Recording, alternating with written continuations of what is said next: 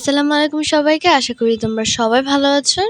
আলহামদুলিল্লাহ আমি আপনাদের দোহায় সবাই ভালো আছি।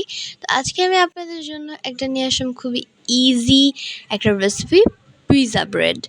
এটা আমার বাচ্চারা খুবই পছন্দ করে, এই কারণে আমি এটা নিয়ে নিয়েছি। আর এটার সাথে আমি capsicum and mozzarella cheese, slice cheese সবই দিয়ে নিচ্ছি।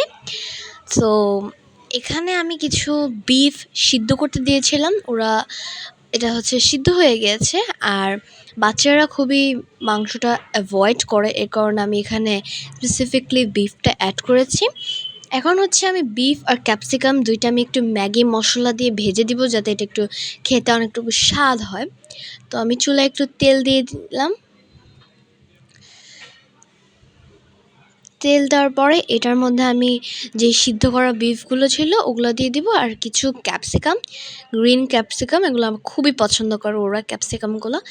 এইটার সাথে আমি একটু দিয়ে নিচ্ছি হচ্ছে ম্যাগি মশলা দিয়ে দিব, যাতে এটা আর একটু টেস্টফুল হয়। সো এই যে আমি ম্যাগি মশলাটা দিয়ে নিলাম। এখন এটাকে খুবই অল্পক্ষণের জন্য আমরা একটু একটু নাড়া দিয়ে নিলাম।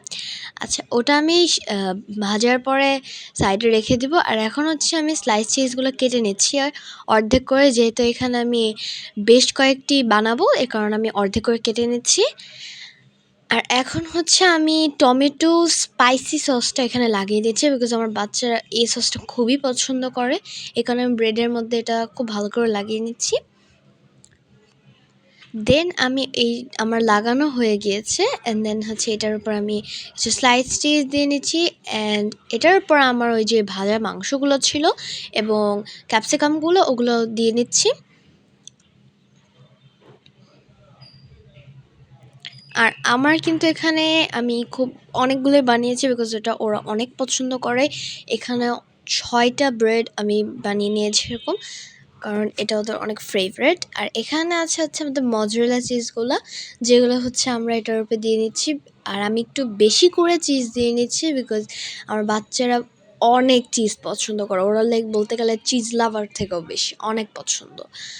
তো আমার চিজগুলো দেওয়া শেষ, এখন হচ্ছে এগুলাকে আমি একটু ভেজে নিব।